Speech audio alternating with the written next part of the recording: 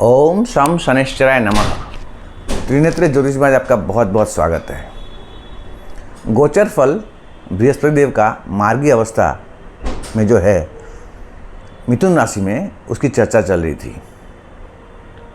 आचार्य मंत्रेश्वर जी ने अपने ग्रंथ फल दीपिका में चंद्र को प्रधानता दी है और गोचर फल हम लोग चंद्र राशि से देखते हैं। तो आज का विषय है तुला राशि। तुला राशि जो कि शुक्र प्रधान राशि है, शुक्र के स्वामी है, वायु तत्व है, यानी संचार, संबंध, हार्मोनी, जुड़ाव, रिलेशनशिप, इनकी राशि है तुला। तुला वाले बहुत ही बैलेंस्ड व्यक्ति होते हैं। तोल मोल के बात करना कोई इनसे सीखे। इसलिए वाणिज्य व्यापार में तुला राशि वाले बहुत आगे चले जाते हैं। इन्हें मालूम है कितना बोलना, कैसे बोलना कि अगला आदमी इंप्रेस हो जाए और डील बन जाए। शुक्र प्रधान राशि है तो सौंदर्य के प्रति इनका आकर्षण होता है। इनमें कोई न कोई कला विद्यमान होती है। इनमें कुछ भी, वो चित्रकला हो, नृत्य कला हो या कोई और कला। इनकी बात सबसे बड़ी विशेषता ये है कि ये हर जगह संतुलन बना के चलते हैं।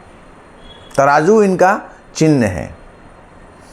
12 राशियों के कुछ न कुछ प्रतीक हैं जो कि सारे कोई जीव जंतु हैं, परंतु एकमात्र तुला राशि ऐसी है जिसका प्रतीक निर्जीव वस्तु है।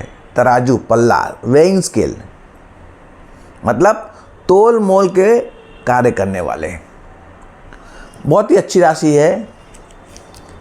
इनके निर्णय क्षमता बहुत अच्छी होती है। संतुलन, न्याय, सद्भाव हमेशा ये बनाए रखते हैं। अब जो ये गोचर हो रहा है मार्गी अवस्था में, इनके नवम भाव पर हो रहा है। अब इसका फल क्या होगा यह समझने की कोशिश करते हैं। नवम भाव से बृहस्पति देव का गोचर मार्गी अवस्था में, और शनिदेव बैठे हुए हैं इनके षष्ठम भाव पर, यानी मीन राशि में। तो यहाँ पर शनिदेव इनके लिए जो कि योग कारक ग्रह है, पूर्ण योग कारक ग्रह है, क्योंकि ये दशम के भी स्वामी हैं और एकादश के स्वामी हैं।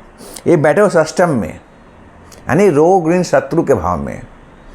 तो यहाँ पर ये शत्रुहंता योग भी बना रहे हैं। शनिदेव शत्रु बनेंगे, लेकिन उनका खात्मा भी शनिदेव ही करेंगे। रोग ऋण जो भी है, सारे समस्याओं का निवारण शनिदेव अकेला कर देंगे। आपसे कोई नहीं सकेगा अभी। ये आपके लिए बहुत अच्छी बात है।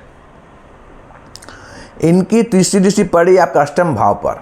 गुण विद्या, इनहेरिटेंस, टैक्सेशन, ये सब बातों में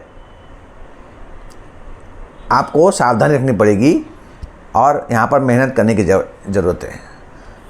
अष्टम भाव यानी आपका ससुराल पक्ष भी होता है। तो ससुराल से कुछ समस्या आ रही है तो वहाँ पर आपको मेहनत करने की ज़रूरत है। और सप्तम दृष्टि जो पड़ रही है वो द्वादश भाव पर शनिदेव की,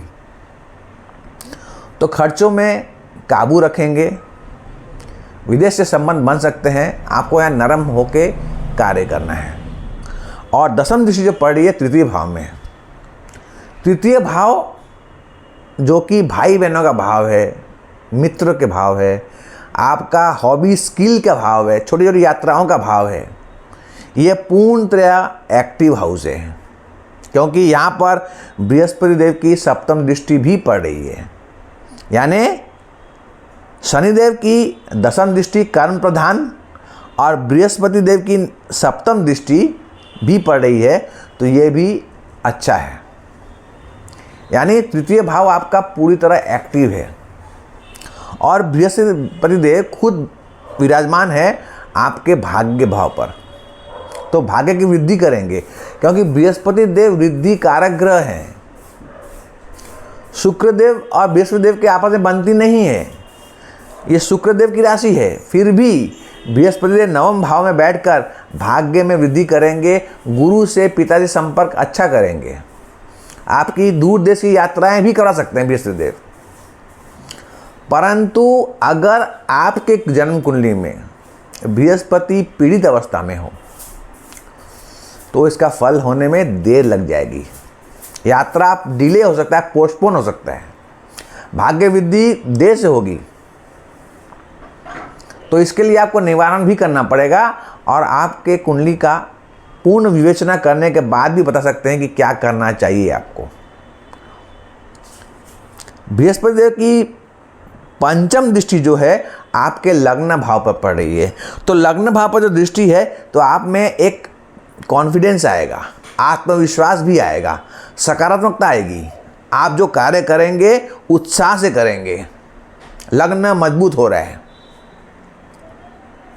तो ये बहुत ही अच्छी बात है, आपके निर्णय क्षमता भी अच्छी हो जाएगी।